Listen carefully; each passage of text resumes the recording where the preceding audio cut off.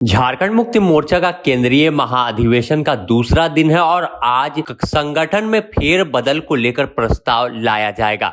बता दें कि जिस तरह से चर्चा थी कि आखिर कौन राष्ट्रीय अध्यक्ष होगा और कार्यकारी अध्यक्ष की जिम्मेवारी क्या कल्पना सोरेन को मिलने वाली है, तो इस पर सबसे बड़ी खबर निकलकर सामने आई है कि गुरुजी अब राष्ट्रीय अध्यक्ष नहीं होंगे। लंबे दशक के बाद अब हेमंत सोरेन के हाथों में झारखंड मुक्ति मोर्चा की बागडोर होगी और साफ तौर पर हेमंत सोरेन को राष्ट्रीय अध्यक्ष चुना जाएगा। इसके अलावा गुरुजी को संरक्षक संस्थापक के पद पर वो बनाया जाएगा और साथ ही अन्य कई कमेटी में जो फेरबदल है वो देखने को मिलेगा। अगर देखें तो कार्यकारी अध्यक्ष का पद को भी संविधान में संशोधन कर झारखंड मुक्ति मोर्चा ने विलोपित कर दिया है, यानी अब कार्यकारी अध्यक्ष का कोई पद नहीं होगा। अगर देखें तो केंद्रीय महाअधिवेशन कई मायनों में बेहद खास है। पहले दिन राजनीतिक प्रस्ताव कई लाए गए, 16 प्रस्तावों पर चर्चा हुई जिसे अब पास किया जाएगा। उसमें 1932 खतियान हो, सरना धर्म कोड हो, ओबीसी आरक्षण हो, या फिर स्थानीय को कैसे निजी कंपनी में रोजगार मिले, या फिर वक्फ संशोधन बिल की बात कर ले। इन तमाम मुद्दों पर अपनी बात रखी। आप खुद सुन लीजिए क्या कुछ कहा था सुप्रियो भट्टाचार्य ने, कैसे इशारा किया था कि संगठन में फेरबदल होगा तो हेमंत सोरेन के हाथों जिम्मेवारी जाएगी।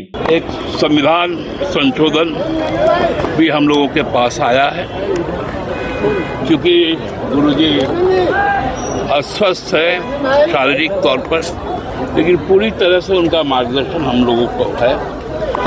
कल कुछ नए चीज़ों के साथ हम लोग आएंगे, तब आप लोगों को विस्तारित चीज़ें बताएंगे। केंद्रीय कमेटी के गठन के पश्चात हम लोग कार्यकारिणी समिति का गठन करेंगे और उसी कार्यकारिणी समिति अपने अध्यक्ष, अपने जो संस्थापक, जो संरक्षक है, और जो कार्यकारी अध्यक्ष है और पदाधिकारी, महासचिव है, उपाध्यक्ष है, सचिव है, सबका चयन।